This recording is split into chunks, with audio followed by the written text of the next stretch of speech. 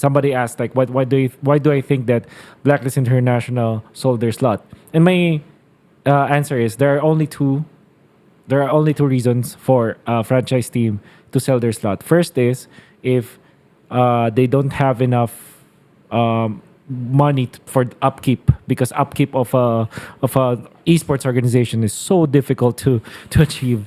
And the second one is if they feel that their franchise fee that they invested in a few years back has now matured, has a significant markup, for you to think that, okay, fine, my investment of last year will come back and I gain what, 5 million pesos whatsoever, and I'm happy. I'm already happy. I can call it a day. Yep. So those are the only two things that I thought of from my simple mind. Obviously, there are other factors. Maybe there's a different direction that Tier 1 wants to go to.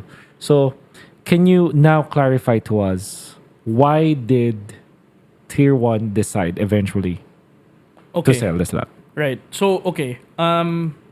Not to get into too much detail here of the, like, let's say in numbers.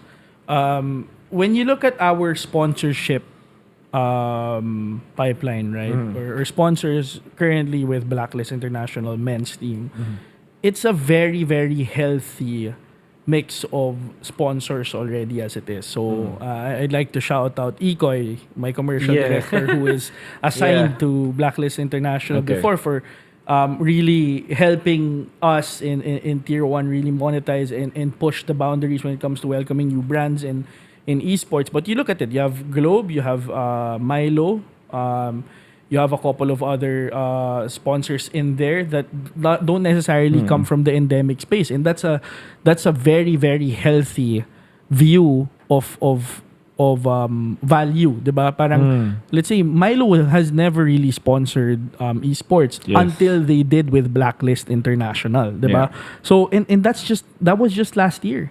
So it should have been that. It should have been that if we were just focused on sponsorship revenue, that we could sustain the team.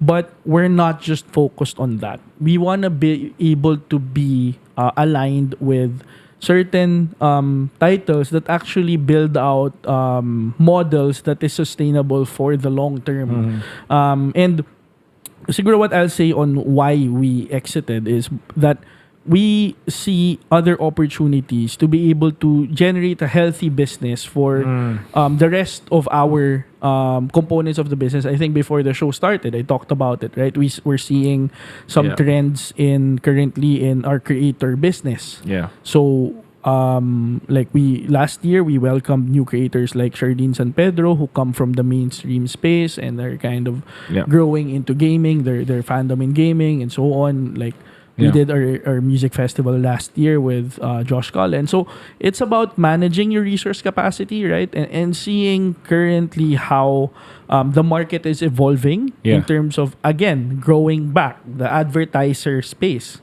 Yeah. Right? At the end of the day, all of this, and people would hate me for this, we're all just billboards. And you need to see that advertisers, where advertisers are spending their money is where we need to evolve. And that's really the brutally pragmatic, honest truth to it. Yeah.